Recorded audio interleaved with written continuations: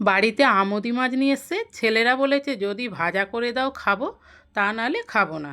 তাই জন্য আমি মাছটাকে খুব ভালো করে কেটে ধুয়ে পরিষ্কার করে নিয়ে চলে এসেছি। মাছের মধ্যে দিয়ে দেবো নুন, লঙ্কার গুঁড়ো, হলুদের গুঁড়ো আর দিয়ে দেবো রসুন বাটা। খুব ভালো করে মেখে নিতে হবে মাছটাকে।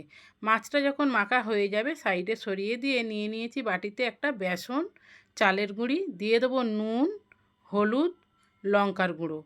হাত দিয়ে শুকনো উপকরণগুলো আগে মেখে নেব। তারপরে অল্প অল্প জল দিয়ে একটা ঘন ব্যাটার তৈরি করে নেব। একবারে বেশি জল দিতে যাবেন না, তাহলে পাতলা হয়ে যাবে, ব্যাটারটা ভালো হবে না। খুব ভালো করে ফেটিয়ে নিতে হবে। গ্যাসের মধ্যে আমি আগের থেকেই কড়া বসিয়ে দিয়েছিলাম।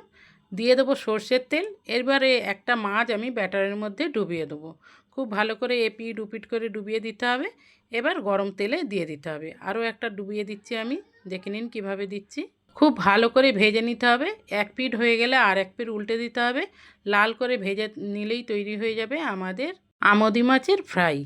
দেখুন আমাদের পুচকুসোনাও কী সুন্দর করে মাছ ভাজা খাচ্ছে। ভিডিওটা যদি ভালো লেগে থাকে একটা লাইক করে দেবেন, বেশি বেশি করে শেয়ার করে দেবেন, আমার চ্যানেলটাকে ফলো করবেন। আর অবশ্যই বাড়িতে একবার এই রেসিপিটা ট্রাই করে দেখবেন।